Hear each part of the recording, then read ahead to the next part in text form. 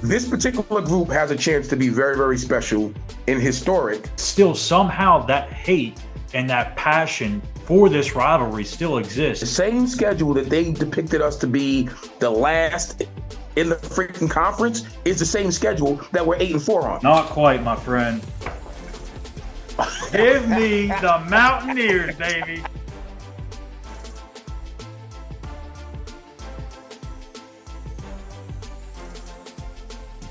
Neal has done exactly what he said he was going to do when the university entrusted him in this position.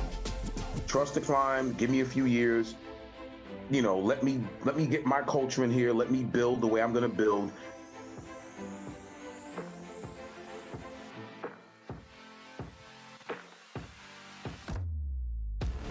What's up, everybody, and welcome into the Walkthrough Game Day Show presented by West Virginia on SI. I'm Schuyler, Callihan, and that is the legendary Eugene Napoleon, former West Virginia Mountaineer running back.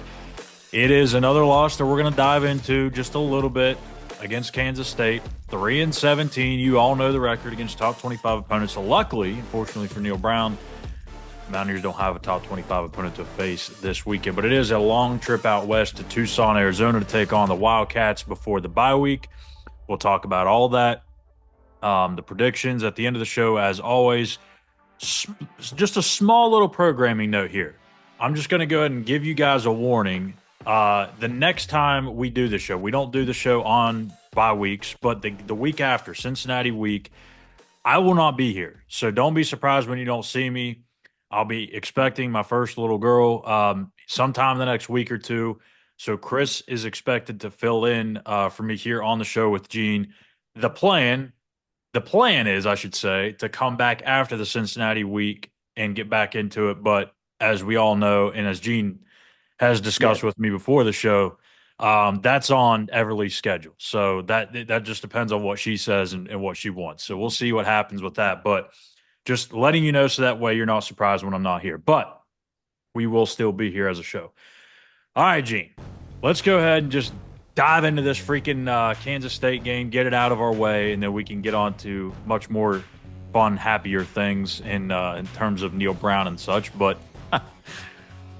45-18, man. Yeah, we talked about it in the postgame show. That was more of I would say, a more heated, more passionate delivery in the postgame show. I've had a couple of days to sit on it now, and that was also more directed towards just the overall season and the disappointment that it's been to this point, 3-4, 2-2 in Big 12 play. But talking about the actual game, since we'll do that here for a few minutes, West Virginia had a chance. I mean, they were in there despite the two turnovers, the one that was a pick six, and you had the opportunity to go and tie the game at the end of the first half. We all know you botched that whole fourth down situation, getting the call in late, you don't score, and then you lose Garrett at half, you lose Jaheim at half, Wyatt Milam at half, and it just didn't feel like you were going to have enough to be able to keep up with them in the second half. But not scoring there in the end of the first half was detrimental. But Garrett Green's regression, defense still struggling against the pass, and a deflated fan base. That was my three notes from the loss on Saturday. It's funny. One of my notes was, listen, I really didn't have a good time at the tailgate. Oh, I'm sorry. Look, here's the thing. It's rough when the fans are not happy.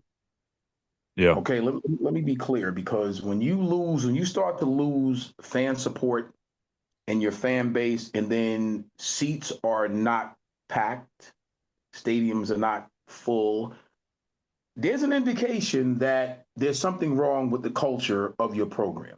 All right. It's tough when you look back on how that game was lost and how it could have been won. How about that? Okay. Yeah.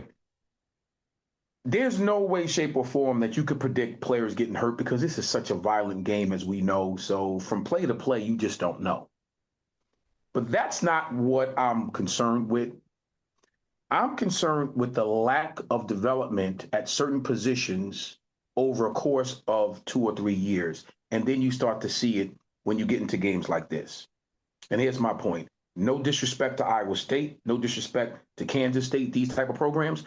You cannot tell me that from top to bottom, they have a better roster than we do. No, You I can't tell me mean, that. they're recruiting the same caliber players that you are. Thank you. So what's different? Coaching, And don't say, development. I was going to say, don't you dare say the tailgate. Don't say it. The tailgate game is elite, right? I don't know that you can get much better than Morgantown, but Yeah, buddy. unfortunately, the tailgating wins or scenes environments don't really do anything in terms of the product on the field. It's Unfortunately, not, look, tailgating is not going to get you into a bowl. Okay. no. Here's the thing. When you don't develop your talent and you don't develop past, let's say you're starting 33, all Yeah, right? So you're 11 on offense, 11 on defense, special teams, whatever the case may be. I start to worry about that because when you start to play competition week in and week out, yeah, you're going to have a problem. If you're second to third string guys and the talent base is it's that glaring of a difference, we have a problem. And even with your starters, if they're not being fully developed properly, we have a problem. Close games, you know what win close games? At that point, the talents is kind of even. It's coaching. it It's definitely is. coaching. And Clock who makes management, like we said at clock the end of the management, first half. all of that. Who makes the better decisions? Who makes the better adjustments? All of that. So that's where I'm looking at our program and where we're heading, or if we're heading in the right direction. Those are all huge issues and problems that I guess needs to be talked out with whomever at that next level. If it's Gordon Gee, if it's Ren Baker or whoever, those are the issues that I would bring up because those are all major and glaring concerns.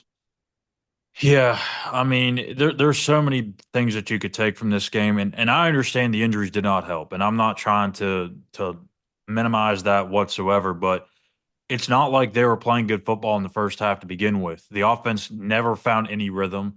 The only thing that they did find rhythm with was Garrett just calling his own number and running, and you saw what happened when you do that too much. You run him into the ground.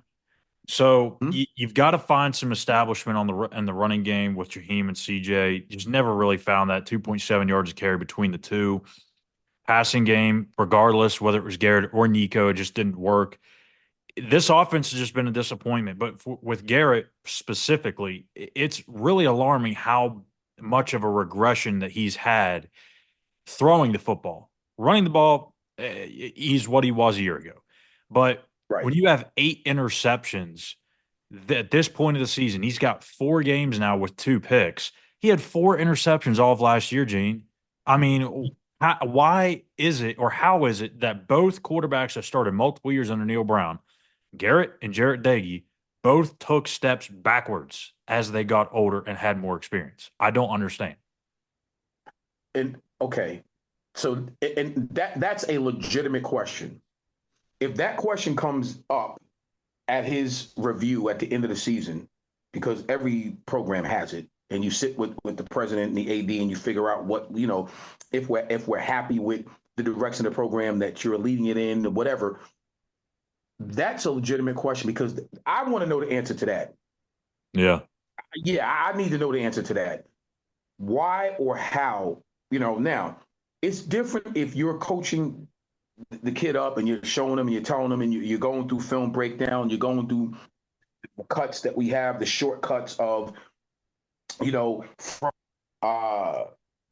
let's say from the 20 out to the 50, the amount of passes and the velocity, how you throwing the football and all that stuff, the read progression from left to right, right to left, depending on, what formation you're in. If you're going through all of that tutorial and he's able to tell you, let me see, what do you see? Because that sometimes needs to happen. Coach, coordinator, and head coach. Quarterback coach, coordinator, and head coach. Oh, I'm sorry. Neal is also the offensive coordinator. My bad. So you don't have to worry about that because it's QB coach, Neal Brown, head coach and offensive coordinator. Let me see what you're seeing.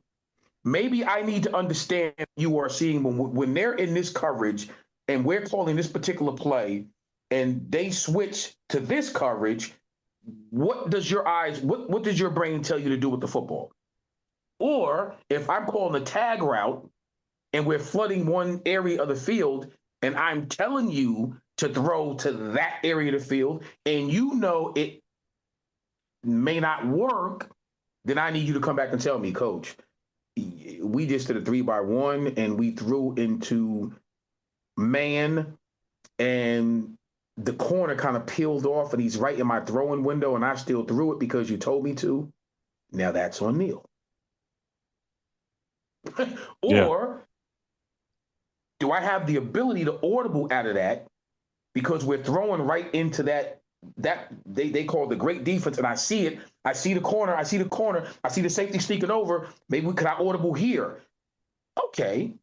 Do you have the confidence in me to do that?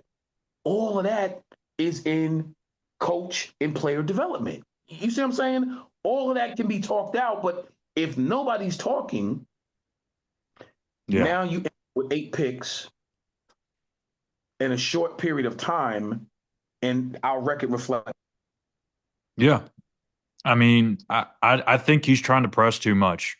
I've said this probably a couple weeks ago here on this show that I think so much was talked about with his completion percentage and trying to refine his game as a passer and maybe hang in the pocket a little longer to find the passing plays rather than or sticking with the pass rather than just calling it quits too early through his reads and progressions, just calling his own number. But at some point, you got to trust yourself. And I think sometimes, not just with the running game, but in the passing game, he kind of looks a little hesitant or unsure of himself. And you can see that in some of his throws, whether it's late or there's some hesitation to it. There's just not that same conviction when he throws the ball as he did, I would say, probably towards, I don't want to get specific here, but maybe just towards the latter half of last season when he really started to find his rhythm. But Right. I mean, at this point, he kind of is what he is, and you just got to be a little careful with the football. If you're completing 54, 55% of your passes, no one's really going to make a big deal out of it as long as you're not turning the ball over.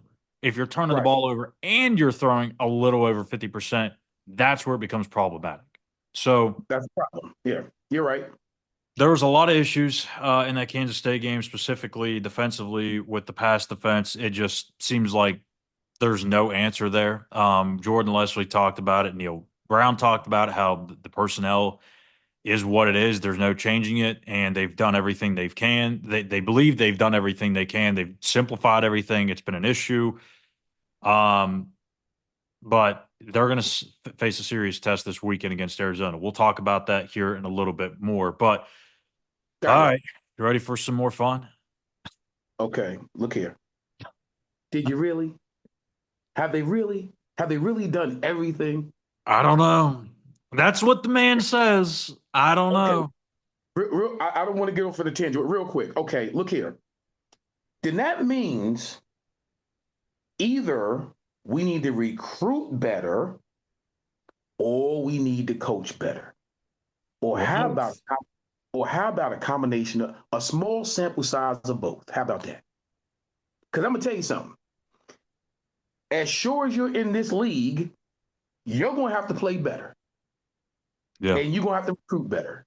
You're going to have to coach better. That secondary, as we have it as is right now, I'm not going to put it on this show, but I'll tell you right now. There's about 3 things that you can do right now that will change that up, and you will have a much better showing right now. And the reason why I can say that with such conviction is because I've seen more done with less when it comes down to really good coaching. Okay? So I'm telling you, we have the talent in the back end to play a lot better based on philosophy of where we put our players once the ball is snapped, and based on, I will say this, disguising what you are doing to then influence where you want that ball thrown offensively, because you are actually disguising what you are running And at that point, yeah, it has to do with talent, but it has more to do with the philosophy of what you're doing defensively than it does with the overall talent that's on the field. Because I see a lot of players, a lot of other places playing with less talent, getting a lot more done. Just Yeah. saying. Yeah. And I'm a firm believer that you can always find a way to make things better, even when you have arguably a really weak area on your defense or offense or whatever the case may be. There's always something that you can do to tweak and fine tune things. I still think that there's better play in the secondary. I mean, you would think, right? I mean, it can't be much worse than what it's been. It's got to be better at some point. So whether that's putting in new guys, playing a different, not a different defense, but calling things a little bit differently in the back end, Yeah. there's ways you can do it. So we'll see. But speaking of coaching and that hot seat, maybe I jinxed it a couple weeks ago because we did the hot seat meter, Yeah. and I said, well, Neal really hasn't done anything yet to this point. Yeah, the backyard brawl was bad, but they were 2-0 in Big 12 play, and I was like, I don't know, 2 home games upcoming. You feel like you'd probably win one of them, and there wouldn't be Yeah. all this Neal Brown hot seat talk. Well, yeah, here we are. So we will talk about Neal's job because it's certainly a question. 3-4. Yes, three teams that they lost to remain undefeated as we tape this. I know Pitt and Syracuse play later on tonight, but still, they're undefeated. Kansas State's a really good football team. I get it. But you have to beat good football teams at some point. You just can't beat up on FCS teams and teams that have sub 500 records. You got to be able to beat serious football teams if you want to do serious things in this league. And to this point, we're a little over that 5.5 year mark now. We're getting closer to 6 full years. And Gene, we've already talked about this, but this list has now been updated. So since the start of the 2019 season, and if you've watched this show, you already know where I'm going. There are only now 3 teams in Power 4 football that have not spent a single week in the AP Top 25. Those 3 teams are West Virginia, Rutgers, and Texas Tech. You know who was a part of that group last week and now is ranked and not a part of that group? Vanderbilt. Vanderbilt is now ranked. So West Virginia, Rutgers, Texas Tech, they're the only 3 Power 4 schools since 2019 to not spend a single week in the top 25. Somebody sent me this tweet a while ago, a couple of days ago maybe, and I don't have the exact, I didn't go and fact check it, but it seemed right to me. Prior to Neal Brown coming to West Virginia, Yeah. the person that sent this tweet said that West Virginia had been ranked in at least one AP Top 25 poll 26 of the previous 31 years leading up to Neal Yeah. Brown. That sounds about right. Yeah, it sounds about right. Yeah. So, okay. I said this before. I'm not trying to be mean or discouraging, but whenever you're on a list, and we're talking football here, right? Whenever you're on a list and Rutgers is on that same list, you have a problem. And Right? even Vanderbilt, and they're not even on the damn list anymore. No, yeah, well, okay. See, here's the difference. I can say Vandy, I understand, you know why? Because they play in the SEC. True. Okay? I get it. So We'll now give them a slight pass. give them a slight. Yeah. I'm just so blown away with that because again, it goes to show you if you're talking about the direction of your program and what direction are you headed in. If you hear that, it makes you feel like we're not heading in the right direction. If you hear that, it makes you feel like we don't have the right guy steering the ship. Yep. We ain't got the right guy driving the car. Whatever analogy you want to make, it still comes back to we ain't got the right guy. That's what it makes you feel. Now, if that is the reality of the situation, well, now you go back and you look at the records, right? And then you compare the two. And then you say, where are we heading? That's, you know what, Schuyler, that's what's scary. No one really knows. You, like where we are right now, it don't feel good. Yeah.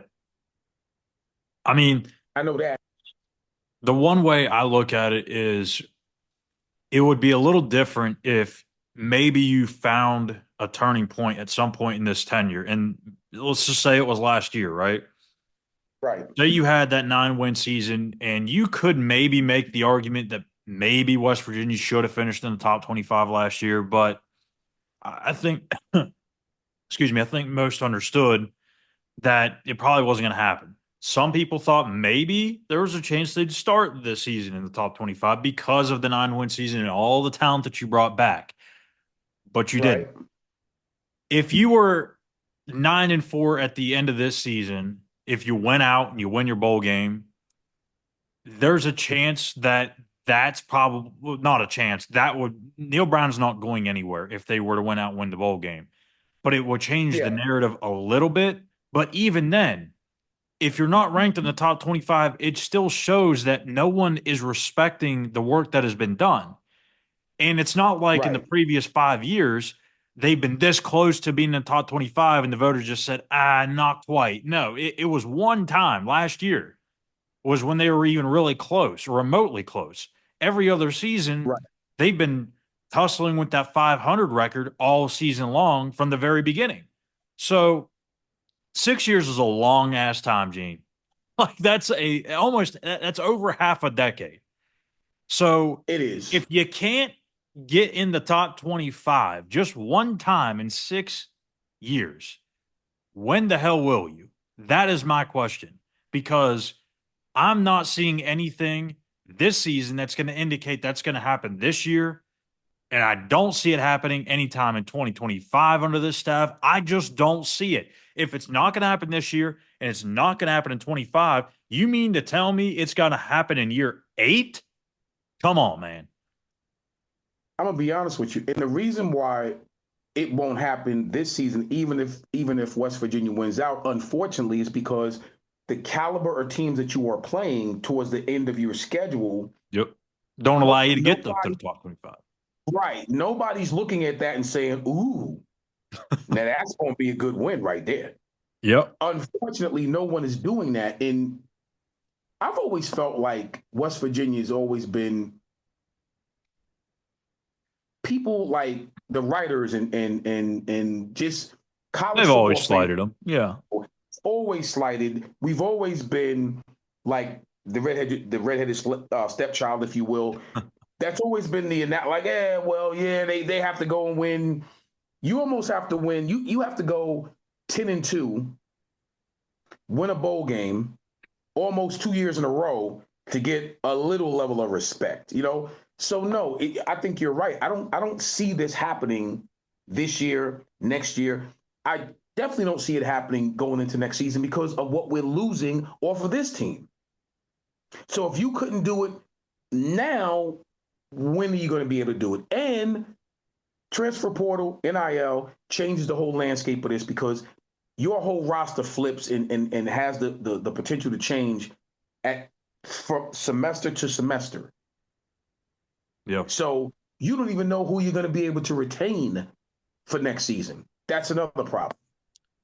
What I told you on the phone earlier in the week was Neal's buyout, and I don't have the exact numbers right in front of me. I'd have to get them confirmed. But if you were to fire him today, it's around the ballpark of 10 million, give or take a little bit more, probably on the north side of that.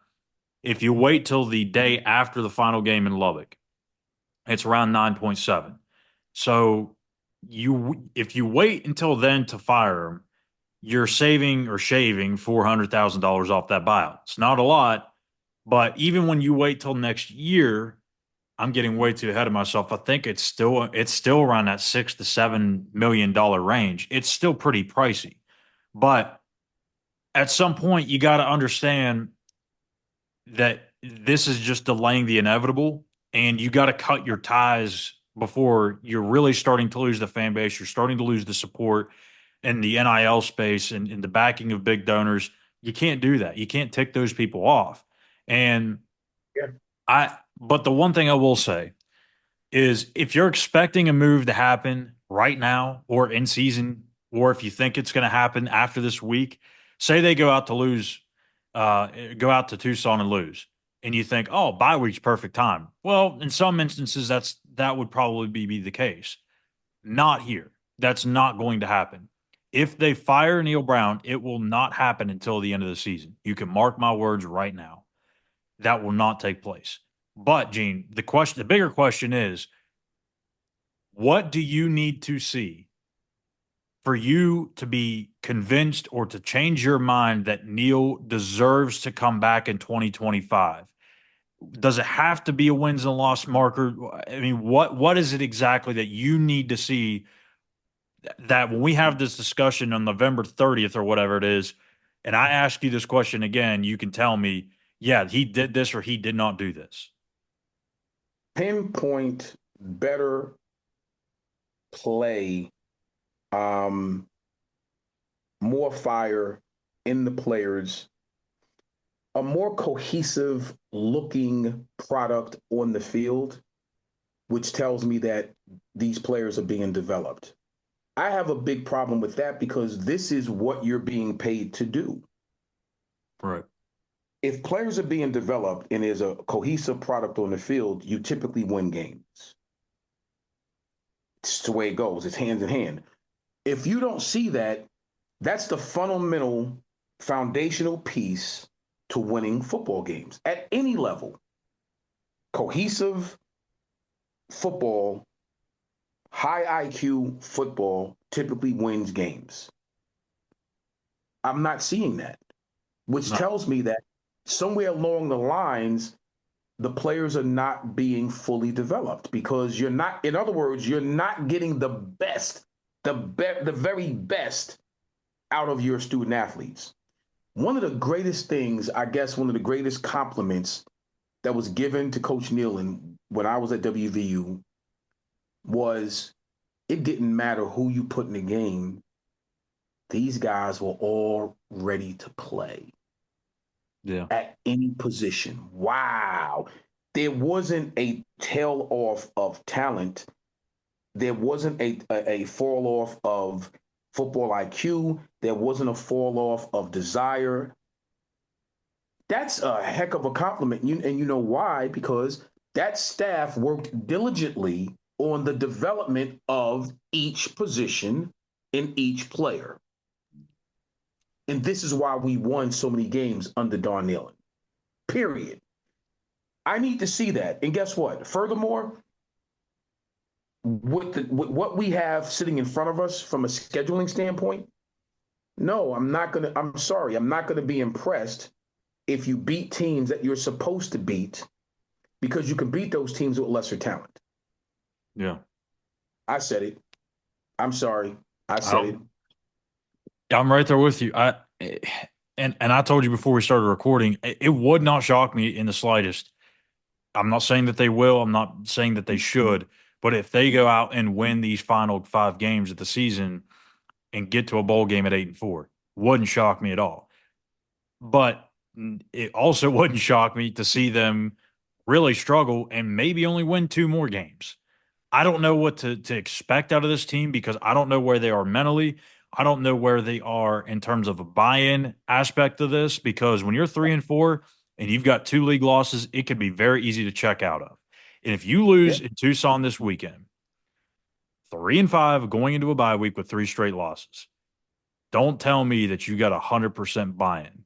That's not going to be the case. It never will be. Not here, not anywhere. That's going to be a big, big problem. So let us know your thoughts. I'm sure they're juicy comments and stuff here in the YouTube comment section, but just go ahead and let us know your thoughts. Keep it PG, of course. This is a family show. But we'll go ahead and get into our trivia question. We'll send it to a break. All right, Gene. So speaking of the man of the hour, Neal Brown's tenure at WVU is the worst 6-year stretch in program history since what coach was at the helm? Gene Corm, Frank Signetti, or Greasy Neal. And no, that is not a shot at Neal or calling him something else. That is actually a head coach from way back in the 1930s. So there's your question and your options. We'll go ahead and send it to a quick break. We'll show you the highlights of college football 25 simulation between West Virginia and Arizona. For decades, if things get a little tough around Tucson, only 2 words are necessary. Bear down. Will snap it on 1st and 10. Wide receiver now comes in motion. Touch pass on the jet sweep.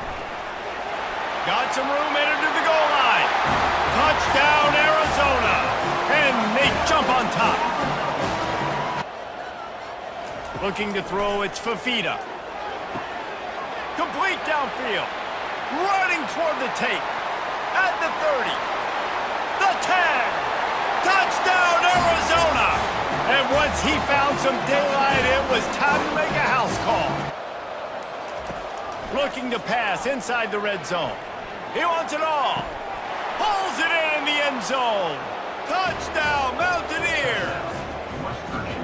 And I tell you what, that passing touchdown, man, that should spark this whole team. Like, the comeback is more than on now. Like, they got the touchdown. They cut into the lead.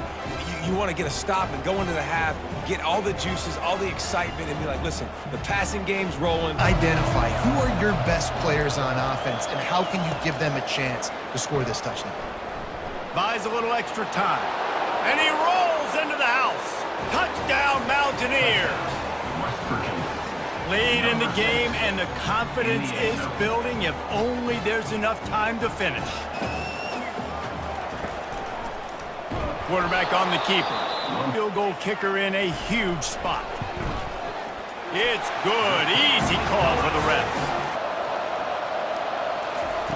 Looking to go up top on 1st down. Slings it downfield. He makes the catch. After that last one, 1st and 10 from the 32. He wants to throw. Fires left. Makes a connection. Back to throw. It's Green. Fires to the end zone. And it's caught. Touchdown, West Virginia. Touchdown, West Virginia. And the extra point gives him a 1-point lead here in the 4th. Up it. Comes out throwing on 1st down. It's caught downfield. Gotta have it here on 4th down. Fires one high and deep. It's incomplete. The offense just wants to run out the clock in this half. The D still has a couple of timeouts if they want to use them.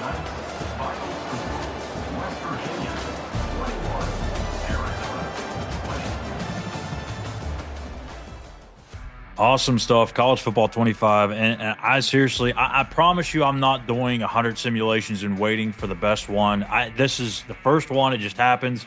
And it has been just batting 1,000. I swear. It has been phenomenal. Great job there by College football 25. West Virginia down 17-0 in the first half. They battle back to win 21-20 over the Arizona Wildcats. So that happens this weekend. Might shave a few more years off Mountaineers fans' life. But, hey, you'll do anything to get a win at this point. So let's take a look at our trivia question that we asked before the break, and that was Neal Brown's tenure at WVU is the worst 6-year stretch in program history since which coach was at the helm? Was it Gene Corum, Frank Signetti, or Greasy Neal? Again, not a shot at Neal Brown here. This was a real coach, Greasy Neal. Gene, your answer. And that would be B, Frank Signetti Sr., not Junior, Senior. Wrong. I'm not wrong. Gene Corum. Gene Get Corum. out. How is that possible? Frank Signetti had 4 years as the head coach. 4. Yes. So this coach had to have had at least 6 years. This is the worst 6-year stretch. Well, did we already know Gene Corum? Yes. Yes. Yep. Because Frank Signetti had 4 years, and I believe he was 17 and 27, something like that. I think that's right. Yep.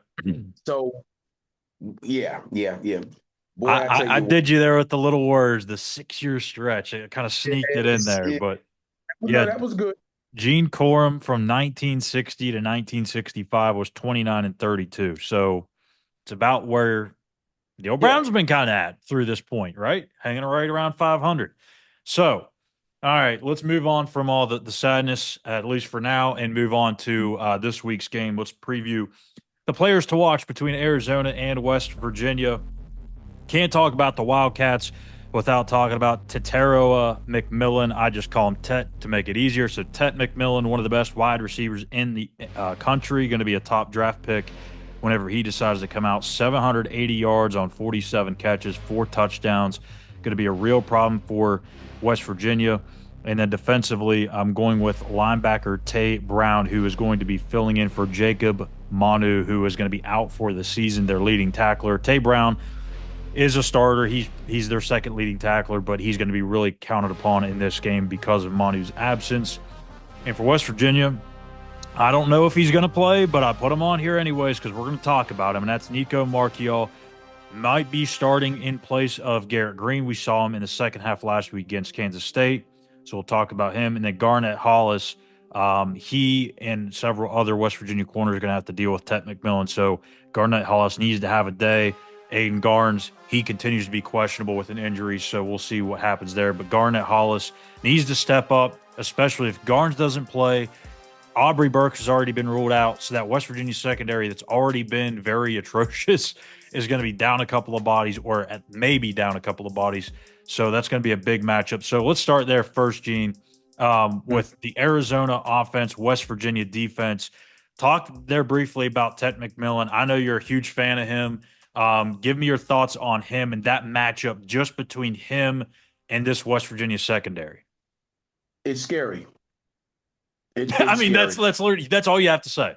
It is scary. Yeah, it's scary. I'm worried because I was saying earlier, this young man runs tremendous routes.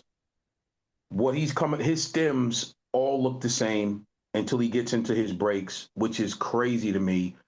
I'm not sure who's working with him who's worked with him during the offseason. He is as good as he's better than advertised, I can tell you that. Yeah. His catch radius is ridiculous. Definitely a primetime player. And what makes him dangerous is he can do it all. He can catch balls in small windows. He don't mind going across the middle. He can run every route on the route tree very well at a high level. And he don't mind mixing it up. There's certain receivers that become prima donnas. He's not a prima donna receiver. He doesn't mind mixing it up. So for me, he's a dog. You know what I mean? He's an alpha male. And when you have that type of receiver, and unfortunately, we're not playing exactly the best in the secondary, that it can potentially be a long night in the desert. Yeah, he's a really good kid too. Him and Noah Fafita. I've skimmed over some stuff on both of those two, and especially it was more so last year whenever Jed Fish decided to leave for the Washington job. And I kept seeing things popping up about Tet McMillan and Noah Fafita because they were electric last year. Noah Fafita was completing over 70% of his passes.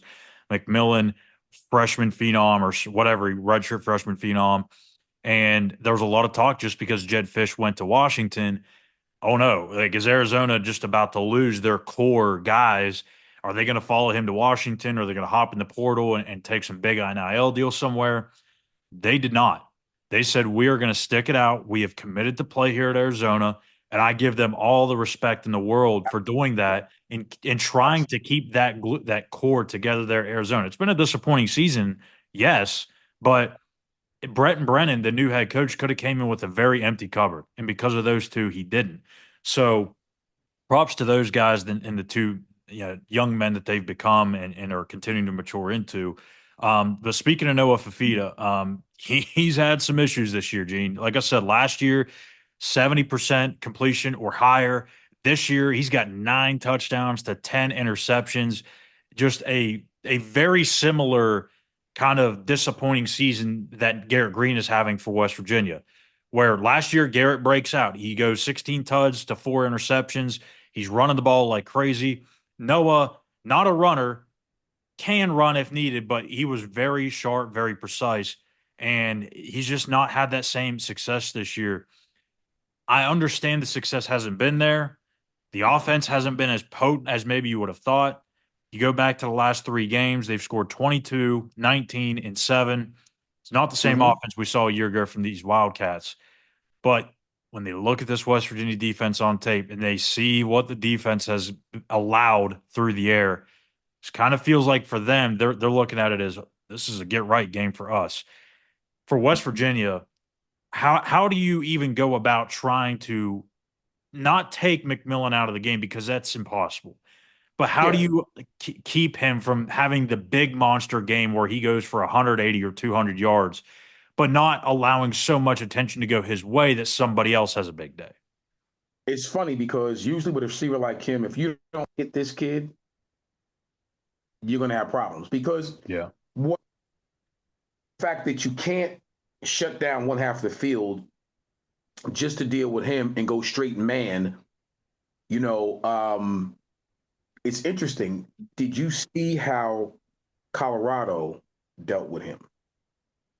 I did they not go man to man on him? I didn't watch a whole lot of it, but I thought I had heard that from somewhere. And the reason being that I think they shook his confidence early, and it was difficult to get him the ball because that one half of the field, they didn't have to worry about it. But then again, They have Travis Hunter.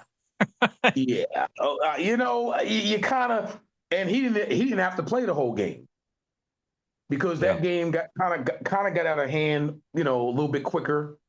So I don't know if you're going to have to pay a lot of attention to this young man. You're going to have to, because if not, he's going to make you pay in more ways than one.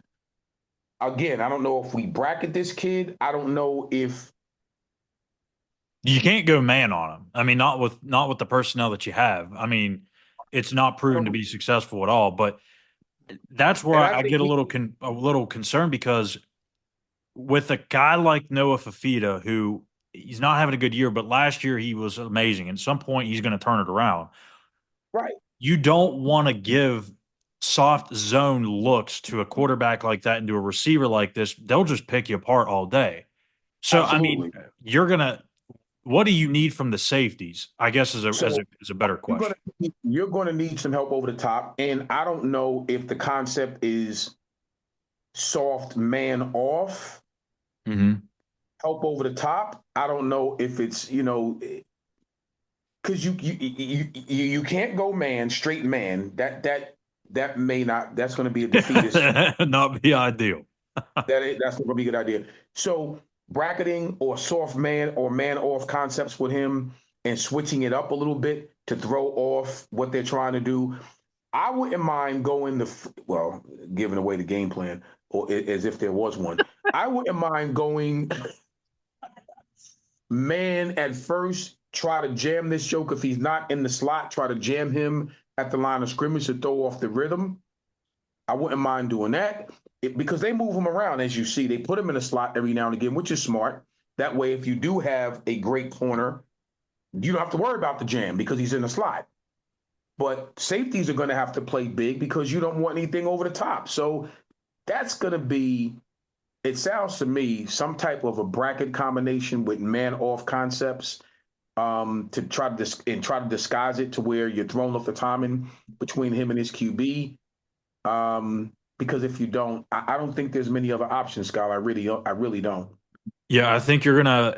Well, I was gonna say you'd probably have to lighten the box to give you some more help in the back end, but I don't know. Maybe the answer is you load the box and send pressure, and try and get after him to get some throws out quicker. If you look at, I had it on here somewhere. The left tackle for Arizona. I'm not even going to try and pronounce his last name. I don't want to do that an injustice. But his first name is Rhino. Rhino, the left tackle. He's out for Yep. the season. Yeah. So that's a big loss for them. They're going to be starting Mike Wooten, who's a redshirt sophomore, 6'5", 315. But they've had some issues up there along the offensive line. So with the defensive front seven or front six in this West Virginia defense, they've had a lot of success getting the quarterbacks, even against offensive lines that have done a really good job in pass pro. You go to Oklahoma State, going into that game, they let up, one sack all year? They gave up two to West Virginia. Kind of the Right. same thing, same scenario with Iowa State. They did good protecting Rocco. They were able to get home to him a couple of times. So, do you trust that front six and drop everybody else, or do you try and load the box and over maybe put more pressure on that left side with a young guy starting? I would put more pressure on that left side with a young guy starting. I would also, my blitz packages would be different. You're going to have to get after this quarterback and make him throw the ball faster and more frequently than he would want to. You're going to have to do that. My old Yeah. adage is, I always say this: a good quarterback can't throw when he's on his back. Um, you can't have this guy sitting back there, massaging the football and taking a nap and then waking up and finding, deep posts and deep 16 yards and 18-yard dig routes in the back of your secondary. You can't. Again, that will not be a winning proposition, for WVU. So they're going to have to come up with something a little bit more special than what we have been doing, because this tandem I think he's the best receiver we're going to see. Yeah, hands down. I don't think there's anyone that's even been close to this point. And I haven't looked ahead at who the other guys have, but I don't think that you're going to find much more talented. Running the football, Quali Conley, 500 yards on the year, 5.4 yards a carry, 6 tuds. So they do have some balance. They are clearly a more throwing team, which is certainly a concern for Jordan Leslie. Yep. But they can run it when they do run it. They just don't do it a whole lot. Third down percentage, they're not very good. 13th in the Big 12 at 36%. Red zone, they're eighth in the league, middle of the pack. They're 14-16 with 9 touchdowns. And as I talked about with McMillan, he is their top dog, and it's really not even close. The next closest guy to him is their tight end, Keon Burnett, Mm-hmm. 16 catches for 205 yards. And then you kind of have a bunch of guys in that same ballpark, but no one near Ted McMillan for sure. He's going to be an issue. So let's flip it over to West Virginia's offense, what we know of it, and Arizona's defense. So as we mentioned earlier, don't know what the status of Garrett Green is at the time of this recording. Probably won't find out until they try it out onto the field. Knowing Neal Brown and how he's handled injury situations, especially to key players, he's going to keep that thing close to the vest because he doesn't believe that if the other team's not going to say anything about their injuries, then why should I? And this is maybe one area I do agree with him in. So I don't expect a injury update tonight when Tony Caridi and Neil talk at Kegler's, but maybe we do. But we're going to talk about Nico first and foremost here because I get the gut feeling that he's probably going to start this game. He played his high school ball, at least the tail end of it, out there in Arizona. He grew up in Colorado, but he knows the lay of the land out there. It's going to be kind of a homecoming of sorts for him. So if he does get the start, it should be a special moment for him. Neil talked about it last week. He didn't look great against Kansas State, and he flat out said it. Just wasn't a good day, wasn't a fair assessment of where he's at as a quarterback.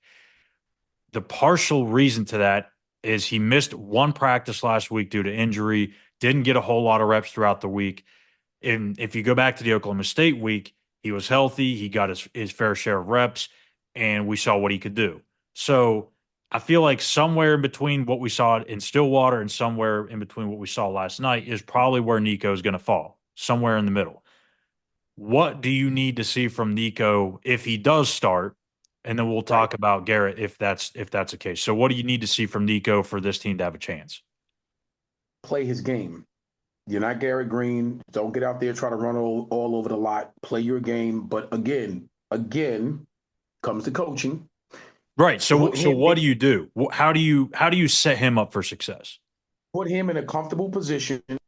Make the throws a little bit easier. Simplify the playbook for him, so that way the plays are coming a little bit quicker. Get your screen game on a little bit. Run the football. Take some pressure off of him.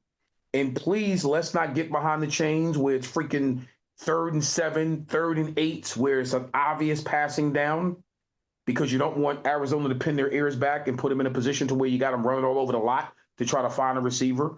So these are things that have to be designed for him to be successful. And these are things, to be honest with you, that should always be worked on because you never know what's going to happen with your number one guy. So your number two guy should be your number one guy. So it should be 1A and 1B. Tip. Yeah. Just saying.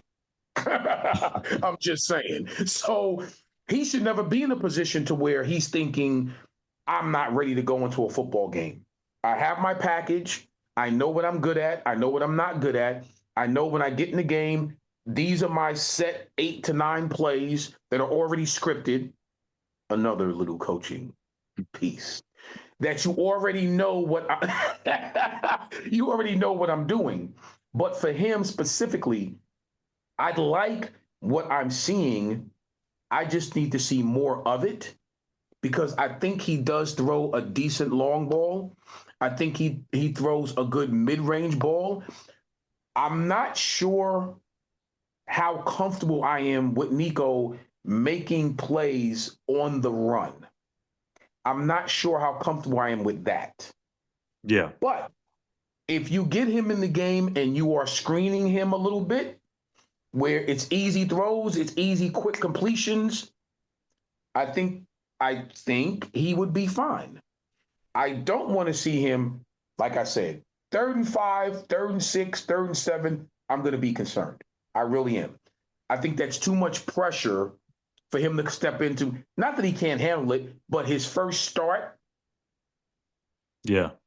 I think, run the football, get him established, get him comfortable, some easy throws, and let him flow into the game versus him trying to come in and take over the game. Let him flow into it. That would be my suggestion. And I think it's going to be a little different from last year when he got the start against Texas Tech because you didn't really feel good about that third quarterback situation. This year, you feel a little bit better with Ryder Burton. I don't know that you're going to be able to go in there and win a game with Ryder. I don't know. No one really knows much about him, but they feel much better about this situation because of that. And you're going to be able to call the game more like you would have if Garrett was in there because Nico's another year advanced, so they say. Right. And we'll see that unfold. But I'm with you. I think there's some parts where I think he's a little hesitant throwing the ball over the middle at times or taking shots deep down the field. I think he throws it underneath pretty well, but there's some times where he steps into sacks. We saw it last week against Kansas State. I think it was the 4th down play where there wasn't anybody open, but he didn't really try and get out of the pocket or move or anything, and he just kind of stepped up into it and just took the sack. You can't do that. You can't live with those, especially on 4th down. You got to be able to make a play happen or try and make a play happen. And to me, it goes back again to the running game. The quarterback's best friend is a running game, and you know that better than anybody, right? You have got to get Jaheim White back on track like he was at Stillwater, running rampant. You got to get CJ going. It seems like it's been a minute since CJ's really kind of had that big time game, right? You got to find it in that running game to get Nico going. Any concerns with this matchup between Arizona's defense and a young quarterback making his first start this season? You got to protect him.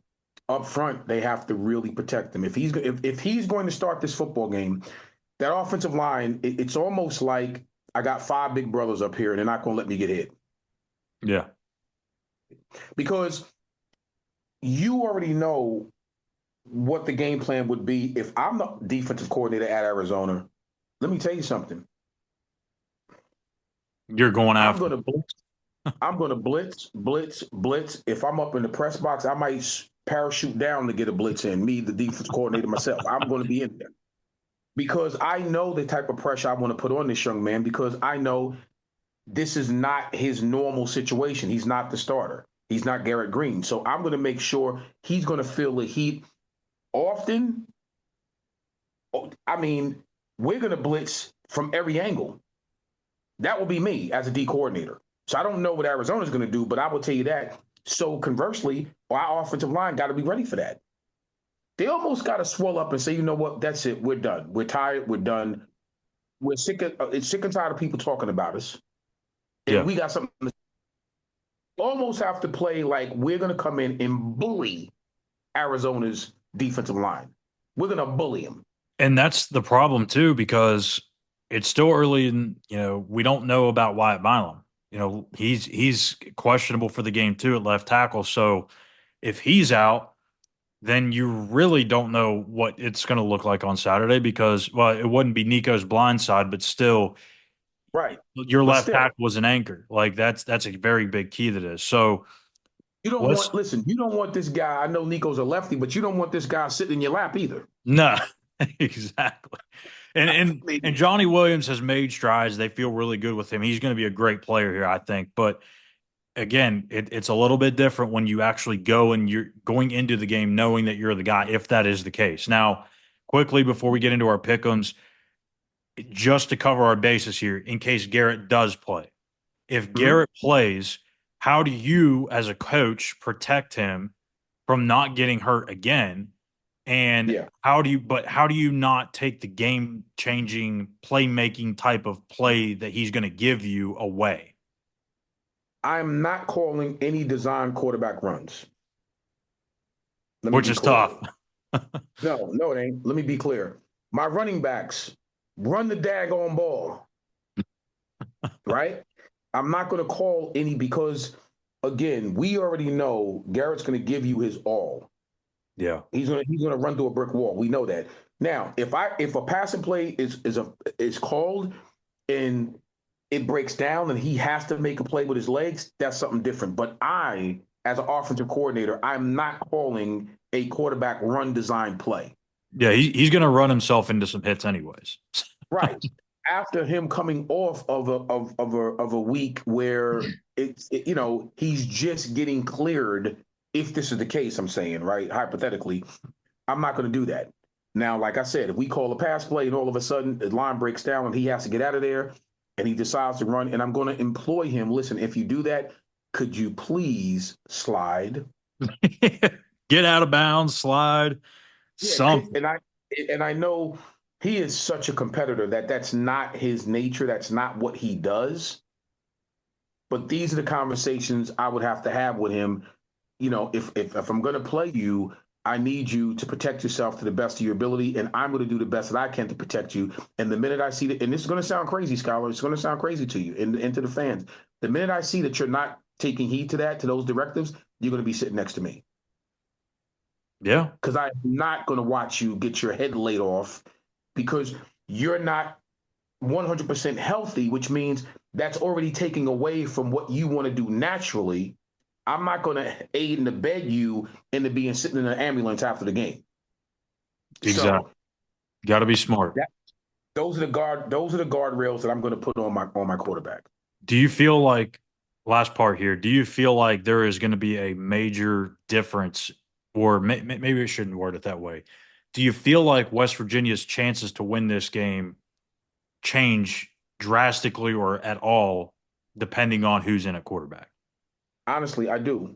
I think a 80%, because Green is not going to be 100%. At this part of the season, nobody's 100%. If you are started, let's be clear. Yeah. So everybody's playing through, bumps, nicks, and all of that. So 80% Garrett Green gives you a different dynamic, even if you're not going to run him. The defensive coordinator from Arizona knows that that's a strong possibility, right? So he has to account for it. You have to account for that, right? Again, not taking anything from Nico. Nico is not the runner that Garrett is. We know this, so it's not anything new. So you don't have to worry about that element as being as prevalent as you would preparing for Garrett Green. Also, Garrett throws on the run better than Nico does right now. Yeah. Those are two things that you would have to worry about. So yeah, it'll be a drastic difference. You're gonna have they wouldn't know. You're gonna have to change up what you do offensively with Nico in versus Garrett, and you wouldn't know that. So that 80-20 split with Garrett Green versus a 75-25 split with Nico is a big difference. It is. Do you even think about maybe splitting do you do two quarterbacks or you just got to pick one? I think if Garrett is healthy, He's You going play to him? start. Yeah. He's going to play. If he's able to play, he's going to play. If he's not able to play, that's more telling than anything else because you already know a bunch of wild horses couldn't keep this kid off the field. Right. Yeah. So think about that. If you don't see him in there, you know, yeah, something is really wrong and they need another week. And I would probably think that they would not start him. You know why? Now thinking about this and saying it out loud, You have the you bye have a week. bye week. You have a bye week. You have a bye week. So you know what, Neek? Get in here. Come on. Come on now. Do your thing, Nico, Markio. This is what you've been waiting for. This is why you came to West Virginia. Go do your thing. Oh, my goodness. I love it. So let's go ahead and dive into our weekly pick'ems. And oh no, Gene, look at this. My goodness, brother. I have caught back up. I had a strong 4-1 week. You had a 1-4 week. That sounded good coming out the mouth. It was 19-16, 18-17 for me. And this is the week where I go from starting to really fall behind to catching up and now overtaking you. So here we go. Here we go. Okay. We're going to see about this. Starting tonight, Thursday night. So if you're watching this on Friday or Saturday, this has already happened. But Syracuse at number 19, Pitt, 7:30 Eastern on ESPN. Gene, I like Syracuse a lot. I like the head coach. I think he's really starting to get things in the right direction there. Kyle McCord has taken full advantage of that situation. However, Syracuse on the road, and they haven't looked great even against lesser opponents. NC State has struggled this year. They sneaked by them. They sneaked by UNLV. I'll say this. I think they cover the 6-point spread, and it pains me to throw this graphic up here, but here we go. Pitt. Oh, them sneaky Panthers. I hate to say it, and I normally wouldn't, but I have to say it. I think Pitt from top to bottom right now is playing much better ball than Syracuse. I do like Syracuse, like you just said. I think they're about a year, maybe a year and a half away. So do I have to say it? You just said it, so. Let's move on. Okay. Let's go to number 12 Notre Dame and number 24 Navy. How about that? The Naval Academy in the top 25. Both Army and Navy having tremendous seasons. This one kicking off at noon on ABC. Normally, I would say Notre Dame's going to be the team that just wins this game handedly. They're the better team. They're more talented. They're deeper. But Navy's just a weird team to prepare for, and we all know this. Defending that triple option is no joke. It's hard to figure out where the ball is going, who's going to be faking the handoffs, or get the fakes, who's going to actually get the handoff. Navy hangs around, but I'm going to go with the Fighting Irish, baby. And I knew you were going to say that. I so did. And this is why, see, here's where the difference happens. You understand? Oh, is it though? Is it though? Michigan over Illinois? Oh, Texas over Georgia? We'll see. Oh, I had to toss that one up so you could slam dunk that. There you go, right You had to put that on a platter for me. I had to put it on the platter for you. Let me tell you something. I feel the same way you do, but unfortunately, the Naval Academy, there's something different. There's something special about this football team. I do like Notre Dame, but not for this game. Navy at home. Wow. Going with the midshipmen. That would be awesome. Yeah. Number 20, Illinois. Speaking of the Fighting Illinois, going to number 1, Oregon in a Big Ten matchup, 3:30 on CBS. Gene, I don't know that Oregon's worthy of the number 1 ranking, but then again, I don't really know who is at this point. Yep. Illinois has played really good football. They're a tough team. Under Brett Bielema, they're always going to have a chance. I think they're going to go on the road and make this a very, very tough, interesting game.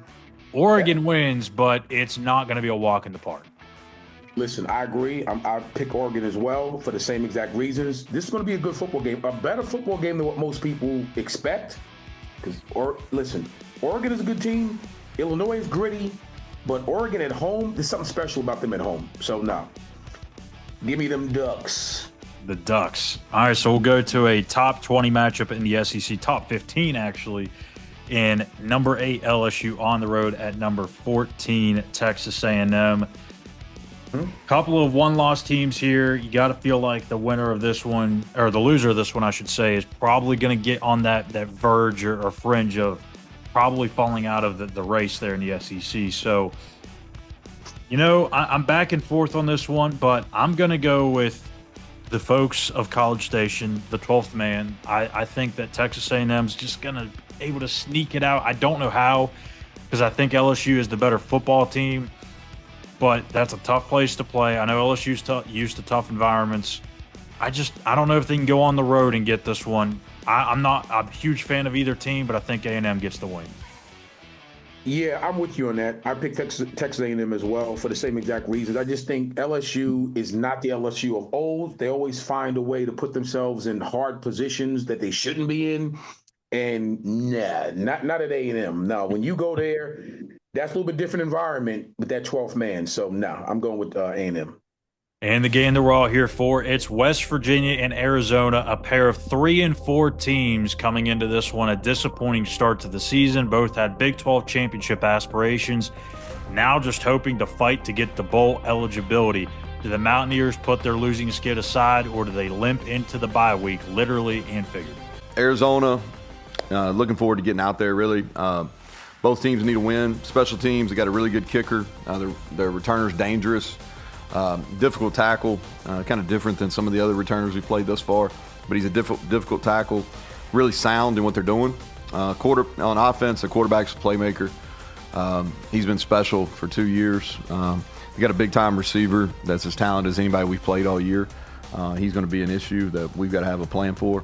And then defensively, watching them, I remember when I was at Tech as a coordinator and Coach Aquino was the secondary coach and co-DC down at Texas, and a lot of man coverage. They're aggressive up front, attacking, a bunch of different fronts. So that's going to be a challenge too. So West Virginia, Arizona, first matchup out there in Tucson as Big 12 members. Gene, this might be a little surprising to you. I'm going to go with the Mountaineers this week. I'm feeling it, and it's not because I think some great game plan is going to come out from Neal Brown. It's not because I feel confident that Garrett Green will play, because I truly don't know. Noah Fafita, like I mentioned earlier in our preview, has had some issues turning the ball over. Even with this bad secondary, there's going to be balls that are going to be interception or turnover prone or turnover worthy. West Virginia is going to get their mitts on one. And I think the running game is going to come to life. Jaheim White, C.J. Donaldson, they find a way to beat this Arizona team who's really struggling as well, and probably struggling more so offensively than West Virginia has the last couple of weeks. Regardless who starts a quarterback, I think the Mountaineers get the win. And you know what's so funny? I knew you were going to do that. Because you're going to go Arizona? I just had a feeling that you were going to do that. I agree with you. I actually have West Virginia circled. I do. Yeah. It's hard for me to go against my Mountaineers, so I'm not. I'm going with WVU, but I'm going to tell you right now. If West Virginia loses this football game, matter of fact, I'm not even going to put that in the atmosphere. I'm going to leave that right where it's at. I'm going with the Mountaineers. And Okay. you'll know what Gene's reaction will be if they lose in the post-game show on Saturdays. So, that's where I'm going. Let's go Mountaineers. Let's go out here in the desert. Let's get a much-needed win so we can head into the bye week. Feeling a little okay about ourselves. Not all doom and gloom as it has been the last couple of weeks. There it is. So make sure that you tune in and hit that subscribe button here on our YouTube page. That way you get notified when a new show drops, whether that's Between the Ears, the Walkthrough Game Day show, which you should know by now. It's every Thursday morning. But the post-game show as well. As soon as we get done recording that, you'll have that notification. Last week, Gene, was our most viewed post-game show this season. And maybe, I'll have to go back and check, the most we've ever had on a post-game show. So hats off to all you guys for tuning in. Be sure to check in with us this Saturday as we recap West Virginia and Arizona on the Mountaineer postgame show.